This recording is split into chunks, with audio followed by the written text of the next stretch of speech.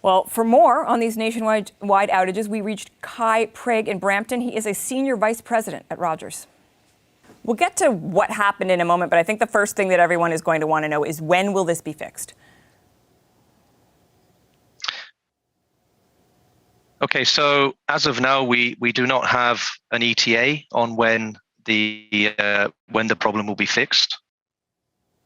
Can you say that it will be today? Like, are we talking hours, days? Yeah. So where we are right now, we are we're investigating the root cause of the failure that's impacted our customers coast to coast. We're getting very close to understanding the root cause of the failure, and we're taking actions along with our network vendors to recover the situation. But I do not have an ETA at the moment. So I do just want to be crystal clear. I can tell you're having a difficult day, Mr. Prague, and I'm not trying to belabor the point, but this won't necessarily be fixed today. This could be a situation that goes on for days. We're working very, very hard on this. As I said, we haven't identified the root cause yet. We do see some signs, some good signs of the actions that we're taking, making a difference in terms of bringing the network systems back online again. But we do not yet have an ETA for full recovery of the networks. I wouldn't like to say whether it's going to be fully online today or not, but we are working very, very hard on making sure that we get everything running as soon as possible.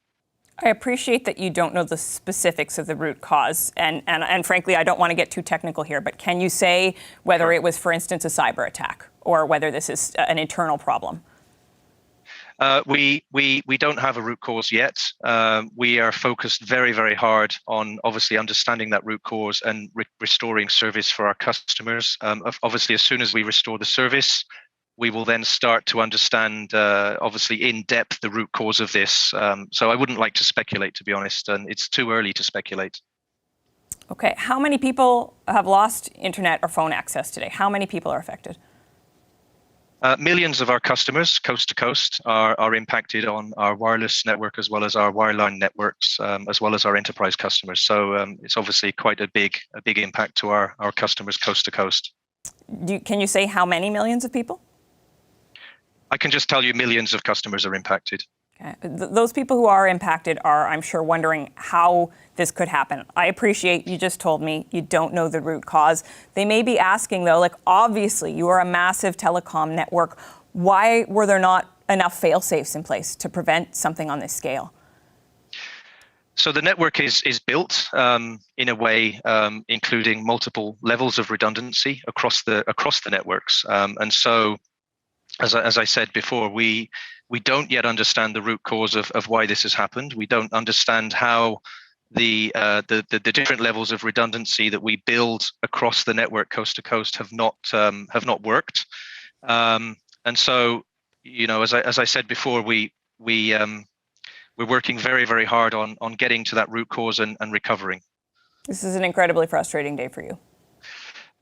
I think it's a frustrating interview as well. I'm sorry, I can't go into more detail around that. I personally understand how frustrating this is for our customers across the country, that they have not been able to use these services, and I can assure you that we are working very, very hard here in our here in our network operations center. Our engineers are on sites all across the country working very, very hard to restore services. So as soon as we can, we will have things running again. I'm sure there are a lot of folks cheering you on in the sense that they do want you to have success with that. I do have to ask you, yes. though, this is a frustration for some people. It is more than a frustration for others, from what we understand. There are questions about people, even though 911 is still operational, who have Rogers cell phones and aren't able to access 911. From what I understand, that's not supposed to be the case. Aren't you supposed to ensure that cell phones can access 911 even when they don't have service? So there are some impacts to 911 calls on the network, and as we recover the network, we are prioritizing the mobile part of the network, so we get that part of the network up and running as soon as possible. So that is our priority, to restore those services and other blue light services across the country. Okay, I'm being called into our incident room here, so I need to head off. I hope I've answered all of your questions. Well, the last thing I'll ask you, Yeah. sir, is just, Okay. I know you're still trying to fix this, but can you promise people that you guys are going to get this under control? This isn't going to happen again, because you know that there are customers who are going to walk away after today. Absolutely. All of our focus is on getting this up and running as quickly as possible. We want nothing more than that. I know it's a very stressful day for you, Okay. Mr. Prigg. I appreciate your time. Okay, thank you. Take care. Bye-bye. Now to hear from the government, we have reached Greg Fergus. He's the Parliamentary Secretary to the Prime Minister and to the President of the Treasury Board. Hi there, Greg Fergus. You just heard that interview. I know you yourself are affected by this outage. What did you think about the answers? I think I see you laughing there. What do you think about the answers that Rogers had to provide? Well, I'm just happy to be able to join this interview because, like millions of Canadians, my system is down. My company uses, my provider uses Rogers as a backup. I'm in Halifax today, so that's their provider when I'm in Atlantic Canada. And I'm borrowing somebody's Wi-Fi to be able to participate on this telephone call, on this video call. It goes from the mildly inconvenient to the serious issues of not having access to 911, businesses not having access to interact. All today, using cash, which is, when's the last time you've done that? So it has been a really tough day. Well, so I want to know what you think then when you hear this Rogers executive saying not only do they not quite know what's wrong, they also can't say that it's going to be fixed today. Yeah, look, I can imagine that they are just, doing everything possible to get things up and running. There's no profit in not providing a service that has become to us like air that we breathe. We just don't realize it's around us. We use mobile services and data services. So, it's part of our lives now. It's fully integrated. So I can imagine they're under a lot of pressure. But it's really important that they communicate clearly with their customers and to let us know, when we should expect things to come back online so that we can adjust our lives accordingly. I also asked the Rogers executive, Mr. Prigg, about the cause and whether we could rule out the idea that this was a cyber attack. He wasn't willing to say. From the government perspective, I'm sure Canadians would like to know whether this is something that's malicious or just sort of a failure of the system. Is there anything the government can say about that? Well, look, what we can say is that according to the Canadian Security Establishment and their analysis shows that this is not a cyber attack, but this is early going. If it's more sophisticated the attack, I guess the trickier to be able to see it. But at this point, I think we can reassure Canadians that it's not a cyber attack. I know Bill Blair has tweeted out that the government is monitoring the impacts of this. You talked about some of them a moment ago, but I want to dig on one in particular, which is this question of 911 and some people's phones not having access to the service, even though the service itself is working. We're hearing about cities like Toronto, Vancouver, Fredericton, Winnipeg. Isn't that not supposed to be the case? Is there not a commitment that telecommunications companies make to ensure that even if service isn't available, that the phones are still supposed to be able to access 911? Precisely. It's part of their whole process and their licensing process that they produce a whole bunch of robust systems, fail-safe systems, to ensure that these services can always be provided. We seem to have just hit that one time in I'm assuming a million, where the fail-safes failed. So there's going to have to be a lot of investigation not investigation, but I'm certain there's going to be a lot of discussions as with Rogers as to how this happened and how to make sure that this doesn't happen again. Sometimes, these. Sorry, go ahead. Well, you seem to be saying like it's unfortunate, but it happens. But I guess what we don't know right now, Greg Fergus, and I'm certainly not trying to be alarmist about this, but if people can't access 911, like this could put someone's safety, their life even in jeopardy. So is there action that the government is going to take, given that telecom companies are supposed to be doing this? Is there not some sort of follow-up or consequence for them?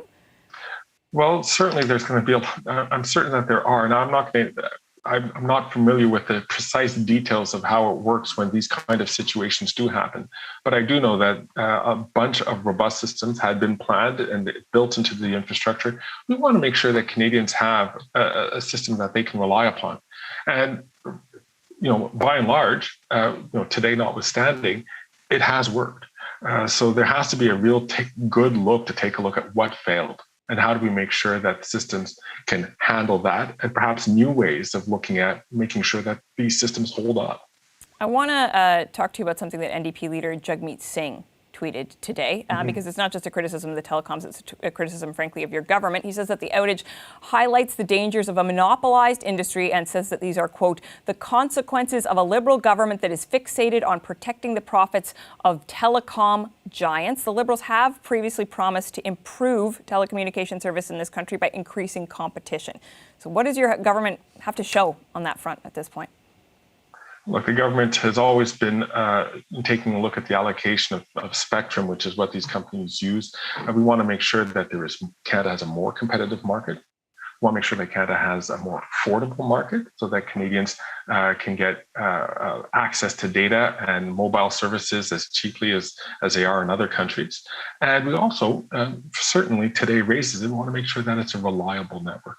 So I don't think this is a time for, frankly, a political drive-by here. This is really a time for making sure that we have it. I mean, you're saying it's a drive-by, but is he wrong that there's not too much concentration? Given we don't even know how many millions of people are without service. Does that not kind of prove the point that there is too much concentration right now? Well, we also believe that there's too much concentration, and this is the reason why when we're allocating spectrum, we want to make sure that we have a more competitive market, which means more new entrants coming into the system.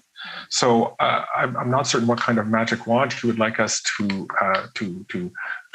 raise to be able to solve this issue. Well, you've been respectfully, you've been in government for years now. I don't think getting it done in 7 years wouldn't be a magic wand, right?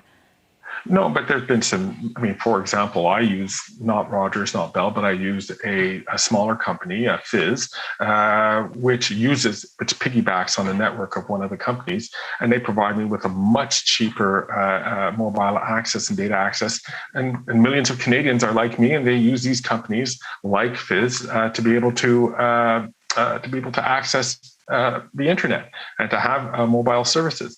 That makes a big difference. My costs have gone down, as have millions of Canadians' costs have gone down for having access to these services. So that's a kind of environment that we're trying to encourage and to making sure that continue to exist. But I guess the flip side of it is that you don't have internet access today either. Anyway, Greg Fergus, I think it is clear to everyone listening and in this discussion that there is more to do on that front. We thank you for taking the time to talk to us about it today. It's a pleasure to join you, and good luck, everyone. Appreciate it.